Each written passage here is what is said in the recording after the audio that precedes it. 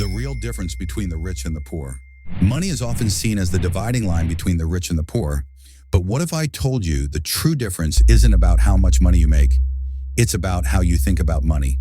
The poor often focus on making money through a job where they exchange time for a paycheck. They are the income-producing asset showing up daily to earn. The rich, however, think differently. They focus on building assets that generate income for them. Here's a simple example. Instead of working to save money for a car, the rich ask, what asset can I buy that will generate enough income to pay for the car? They invest in things like real estate, businesses, or other income-generating opportunities. These assets work for them, producing passive income that covers expenses and builds wealth over time. The rich prioritize appreciation and cash flow. They use their money to buy assets that increase in value while also generating income. On the other hand, the poor and middle class often spend their money on assets that depreciate, like cars or electronics, which lose value over time. The rich see money as a tool to create more money. They let assets do the work, while the poor and middle class often work hard for money but fail to make it work for them. How the rich use debt to build wealth. Debt.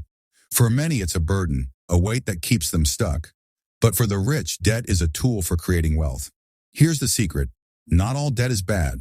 Poor people often use debt for things that don't create value, like financing vacations, clothes, or high-interest credit cards. This is bad debt because it drains income without generating any return.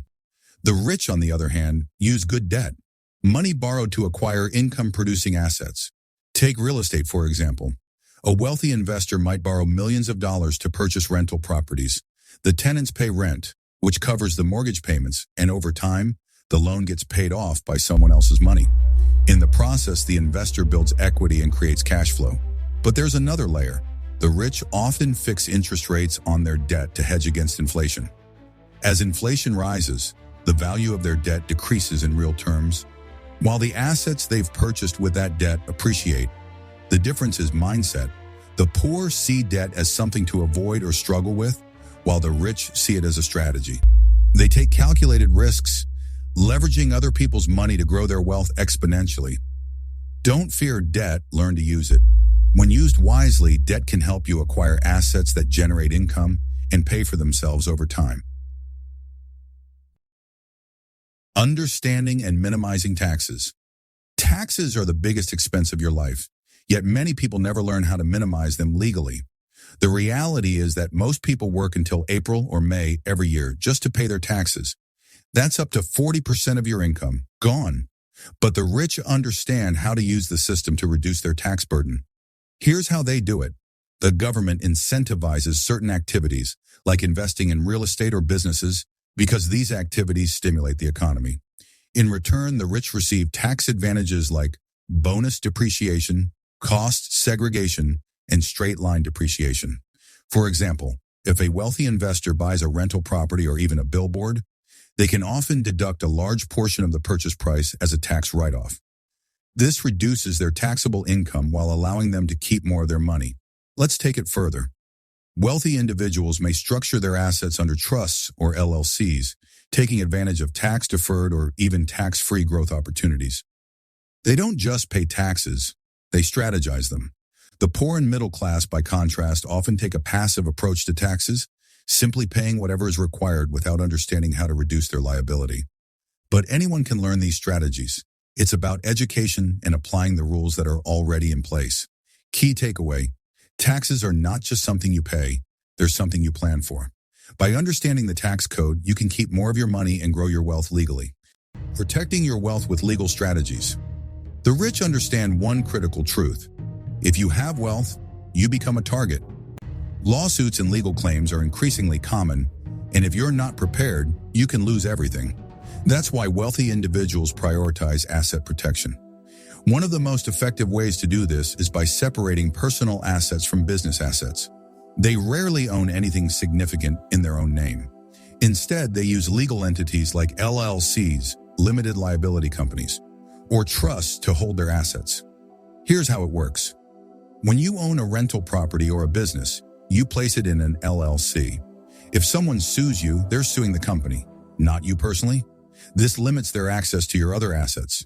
Even better, by creating multiple LLCs, The rich ensure that each asset is protected independently. If one property faces legal trouble, the others remain safe. For more advanced protection, some wealthy individuals use revocable trusts.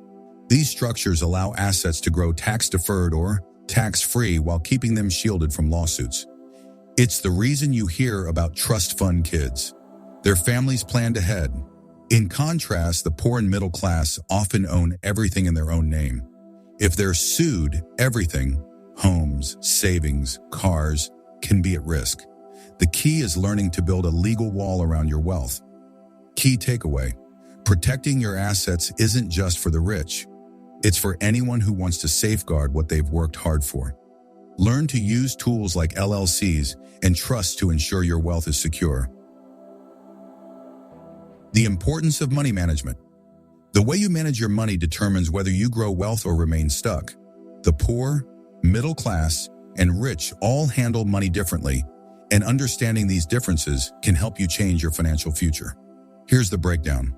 The poor live paycheck to paycheck. They earn, spend, and save whatever is left, if anything. Often they rely on credit cards or loans to make ends meet, which traps them in a cycle of debt. The middle class saves diligently but passively. They hand over their money to financial planners or wealth managers and trust these professionals to grow it. They invest in retirement accounts like 401ks or mutual funds, but rarely take an active role in their financial decisions. The rich take an entirely different approach. They actively manage their money, focusing on what's called the velocity of money, the continuous movement of money into cash-flowing assets. They don't let money sit idle in savings accounts. Instead, they put it to work in investments that generate returns and beat inflation. For example, when inflation rises, the purchasing power of stagnant money decreases.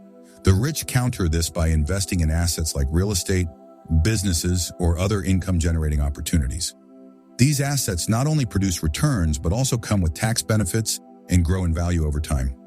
Key takeaway: to grow wealth, you need to be active in managing your money. Don't let it sit idle or rely entirely on others. Focus on investing in assets that generate cash flow, beat inflation, and grow over time. How the rich think differently about money. The real difference between the rich and the poor isn't just how much money they make, it's how they think about money. Wealth starts in the mind before it ever appears in the bank account. Most people are self-made poor because they only rely on their own labor to make money. They trade time for a paycheck, and when they stop working, the money stops too. The rich, on the other hand, focus on building income-producing assets, things that make money even when they're not actively working. Here's a powerful example.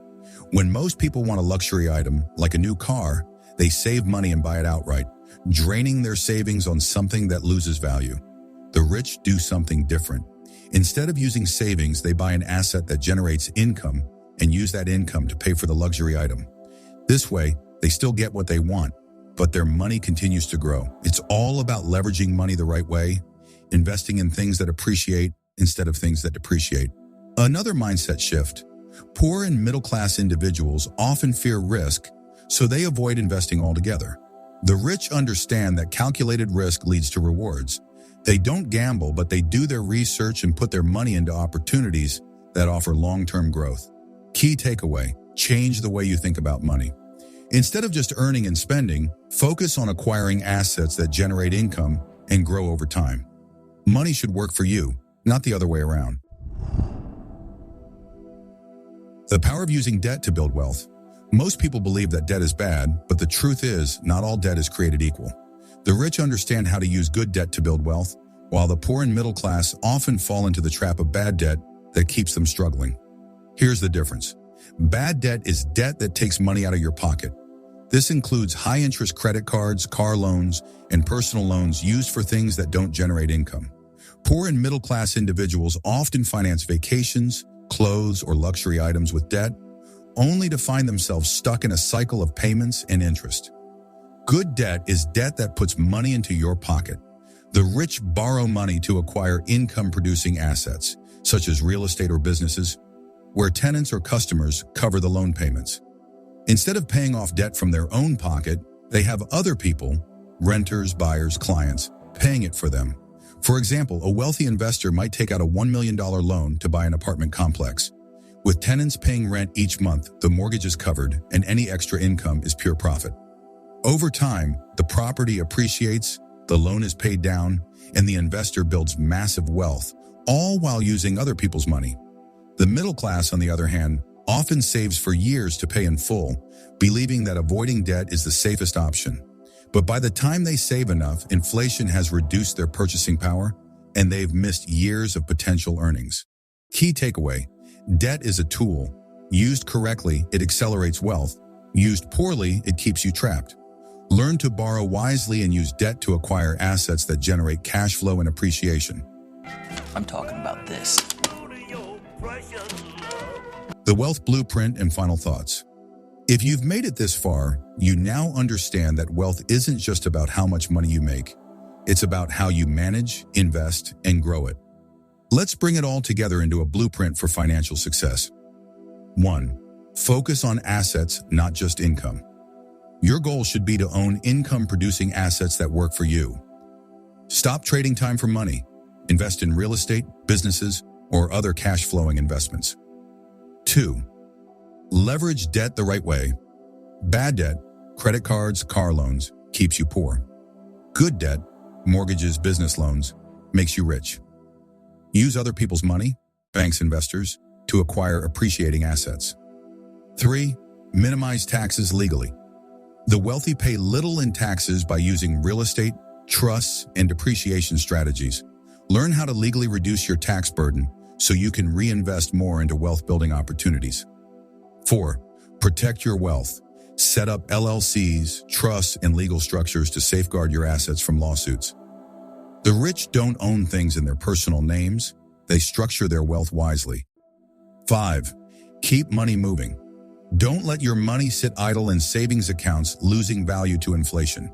Always be looking for the next investment opportunity to grow your wealth. Final thoughts. The choice is yours. At the end of the day, you have two options. 1. Continue living paycheck to paycheck, saving a little, spending a lot, and staying stuck.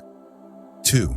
Change your mindset about money, start investing in assets, and build real wealth. Wealth isn't about luck or being born rich. It's about learning how the game is played and making smart financial moves. The question is, are you going to be a spectator in the game of money, or are you going to play to win? The choice is yours.